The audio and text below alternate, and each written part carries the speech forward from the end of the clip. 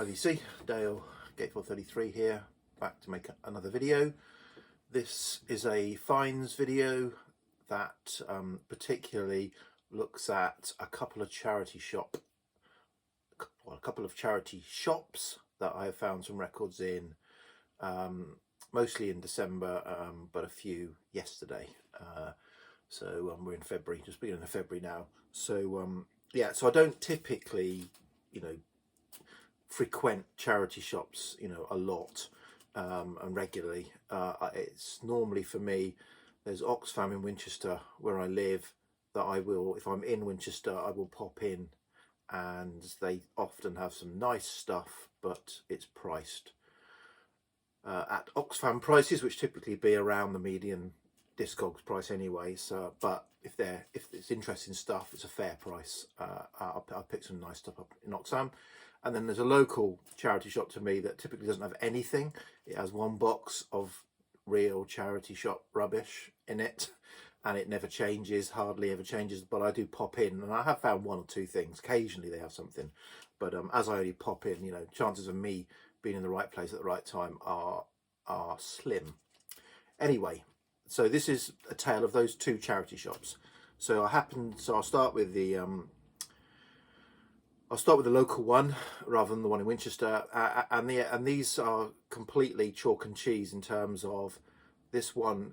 We're looking at 50 pence records, and in Winchester, what I'm going to show is 3 records that cost me around £50. So that's the difference between these charity shops. So I went into my local charity shop just before Christmas, well, in December, and as I said, instead of just having that one box, there were loads and loads of records all over the floor in boxes, probably 400 records, and there's a little sign that said £1 each or 10 for £5. So I thought, here we go. This is going to be, gold. And so I started to go through the records and quickly realised it may not be gold, it may not be silver, it may be bronze.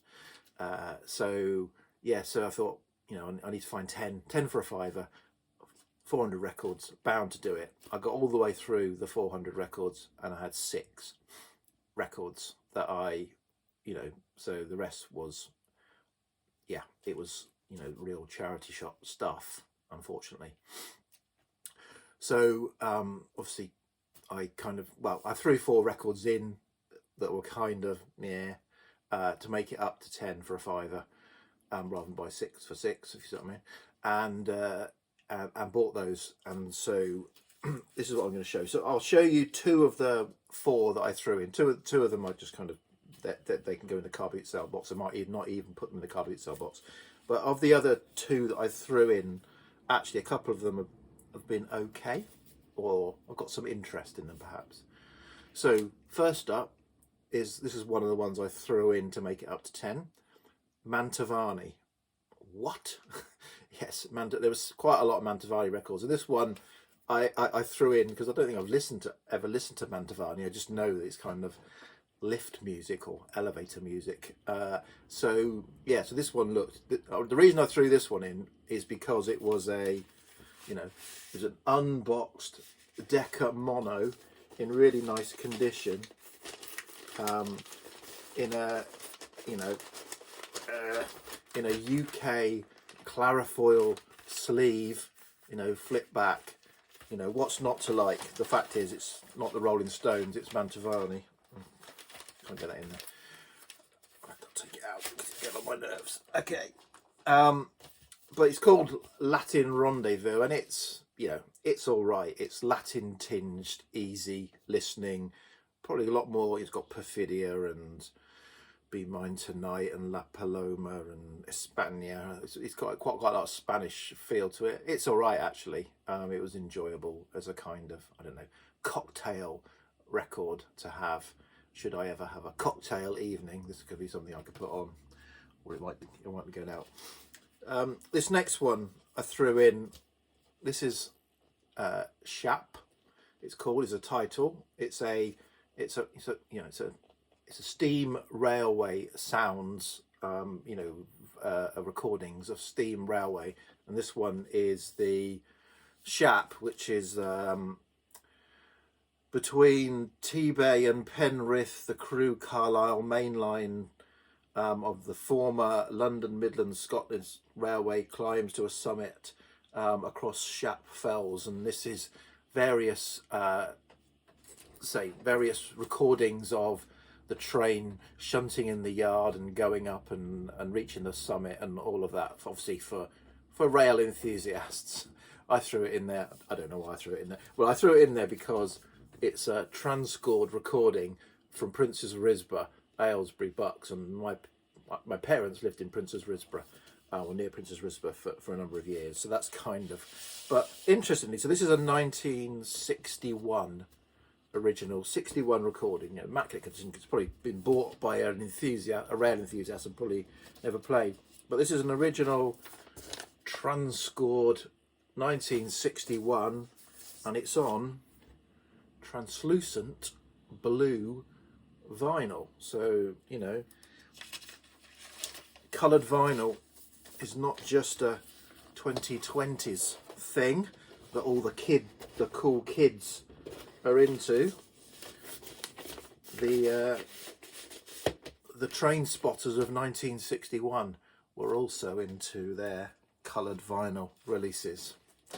Okay, so that's 6 minutes on the two things that were just thrown in. So now the 6 records that I did manage to find after hunting through those 400 records. So first up is this. It's a jazz record, side by side, Duke Ellington and Johnny Hodges. So this is a US press. I think this is quite a very popular, common record. So it might be a UK, no, it is a US press. So fortunately a big split down the spine, because obviously being US, the US have rubbish sleeves, as John 600 pianists kind of, you know, not good UK sleeves that are durable or repairable. The US paste on sleeves, you know, are fragile and rubbish. So, but it's a good solid. It's a bit of a con, this, because it's it says side by side Duke Ellington and Johnny Hodges, but I think Duke Ellington's only on the one track and the rest is all Johnny Hodges. But that's okay. Right, another jazz record, and this is quite a sort of opportune find. So this is Train in the River, and yeah, Randy Weaver showed this in a recent finds video, probably about a week or two before I found this.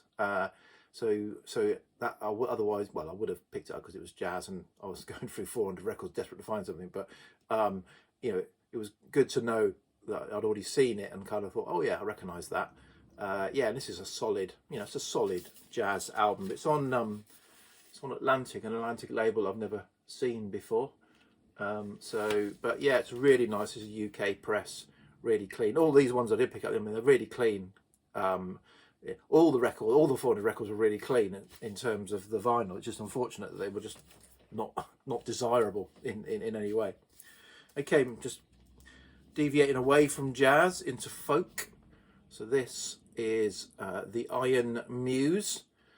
I mean, I would have bought this just for that cover image alone of a deep, dark industrial scene. So yeah, this is a folk album, as I said, on the Topic label, the wonderful Topic label. It's a compilation, features some real kind of famous folk like A.L. Lloyd, Anne Briggs is even on it, and the, what do they call themselves? The Celebrated Working Man's Band. And yeah, it's folk songs dealing with industrial life, and there are lots of short folk songs about the plight of workers in working in industry. In this case, the first side is all songs to do with mining, and the second side is all songs to do with working in the sort of in the textile mills. Yeah, quite interesting. Not not a foot tapping listen by any stretch, but you know, an interesting album to pick up and give a listen to. Okay, next up is another kind of jazz staple. Oh, probably needs no introduction. I've never had it in my collection, but you know, probably a staple of a lot of people's jazz collections. Oscar Peterson's Night Train. Again, yeah, a good solid jazz album. This is again This is a UK press on Verve. Nice copy, and good to find that. Say for 50p. These are all 50p. And then this one, this is the one I got quite excited about. Again, in the shop there was no where that shop is. There's really rubbish mobile connection, so you can't look anything up. But I recognised, so this one here, I recognised the name. This is Sammy Smith and the Rainbow in Daddy's Eyes, and I recognise the name because I get an awful lot of CD comps from Ace Records, and I remember Ace Records put out a Sammy Smith compilation, and yeah, and I thought, this must be some kind of rare country, you know, country outlaw country whatever album. I'll pick that up, and I thought this is going to be really good. But when I got home, it's like, you know, cheap. It's a cheap record. Not rare at all. This is a US copy, so maybe quite rare to find in the UK. But yeah, this is probably what I expected it to be. But I think I may have even sampled the comp. This is you know, quite dark, melancholic, female country singer-songwriter songs in the guise of two artists that I really like, that I've got in my collection, several records, Mickey Newbury and Larry John Wilson. I've got a number of albums by them, and this is sort of like a female version of that. So I actually enjoyed this. This was kind of my kind of thing. So I might seek out some more stuff by Sammy Smith, or I might get that Ace comp on CD. And then the final one, probably the pick of the 50p finds was this. Gets Gilberto. This is a first UK mono press, as you can see, in absolutely pristine condition. It was actually in a plastic sleeve in the box. You know, about the only record that was in a plastic sleeve in the whole box of 400 was this, say, pristine copy. This is a 63 press, I think, and I've got a 60. I already had a 64, so this is just like a slight upgrade in originality, but a big quite a big upgrade in being a sort of near mint copy, cover and record. So that was the December trip to that was the December trip to, and then I went in yesterday. So basically, I think some guy is dropping off regularly records, but they are not particularly desirable records. So now I know that, I've been popping in sort of more regularly, saying if there's any more records coming, and and probably the last 4 or 5 times it's been no. And then yesterday it was, oh yeah, and the guy went in the back room, pulled out a carrier bag full of LPs, big carrier bag, and a box of singles. And it's like, oh, please. But alas, no. The carrier bag of singles, of LPs, had nothing of any desirability. But Alan Static Traveller said recently, I think in one of his most recent videos, about the singles. So no matter how rubbish perhaps an LP collection is, sometimes there's something of interest in the singles. So I went through the box of singles, and these are really, really clean singles in original sleeves. So I managed to find, again, they were still doing 10 for a fiver. It was 10 for £5, whether it was singles or LPs. They were all 10 for £5. So I managed to find 10 singles, nothing special, but some really nice songs to have. So I say a nice company sleeve. So this is Georgie Fame, Getaway, which a nice tune on the back, and it's got El Bandido on the back, which is an okay kind of instrumental.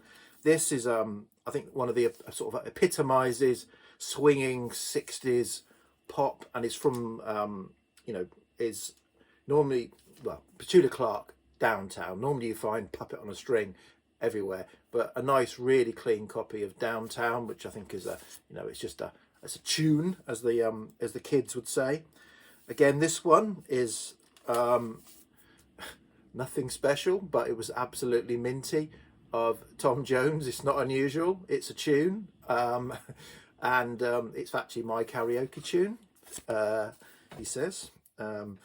And this one, again, original sleeve and everything. Easy Beats, Friday on My Mind is a good tune to have. This was quite an interesting, a Manfred Mann EP. It's got the one in the middle is what it's called, which is written by Paul Jones, and is about a singer, the one in the middle being the desired by all the women, and the only reason they go along to see the band. I didn't sort of talk about talking yourself up. And it's got Watermelon Man on it, and an interesting rendition of Watermelon Man. What Am I to Do is not bad. It's got With God on Our Sides by Dylan, which is a little bit, doesn't sound quite right coming from Manfred Mann, but it's an okay version. Then one of my favourite by this artist, On a Carousel by the Hollies, is one of my favourite of their singles.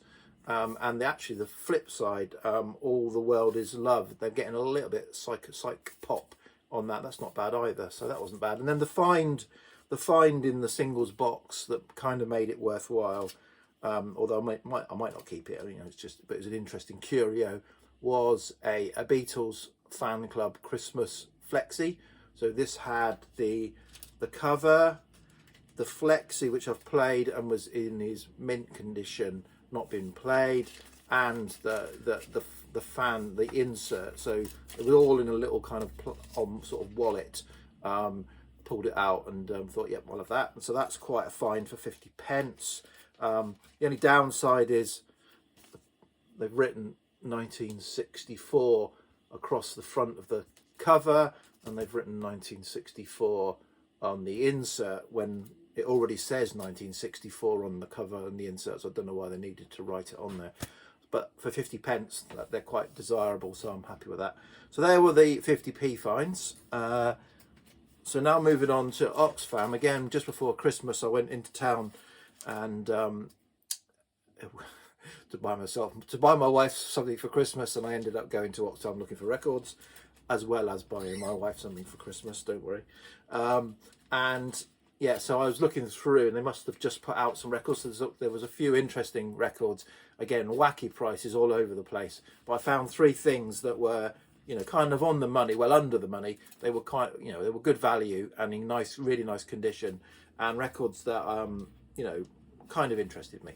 So so first up was this Eggs, The Civil Surface, a UK first press. It's got a corner bump, but absolutely immaculate vinyl and cover. So that was nice to find, and the jury's still out on it. I need to play it a bit more. It might be a little proggy, a little kind of too Canterbury proggy. I like Canterbury prog, but this might be a little bit more on the prog than the Canterbury, if that makes any sense. But I'll give it a few more listens. But yeah, really nice to find, nice to get that.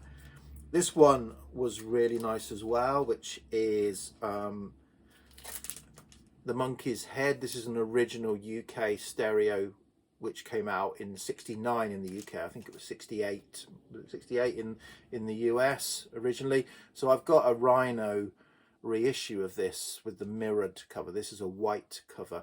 I got a Rhino reissue, and when I bought it about 10 years ago, I played it a couple of times and just thought, yeah, I've never seen the film, should we say, so I didn't understand the context necessarily, but I just thought, yeah, this is a bit silly. It had some really nice songs, but a lot of messing about in it as well.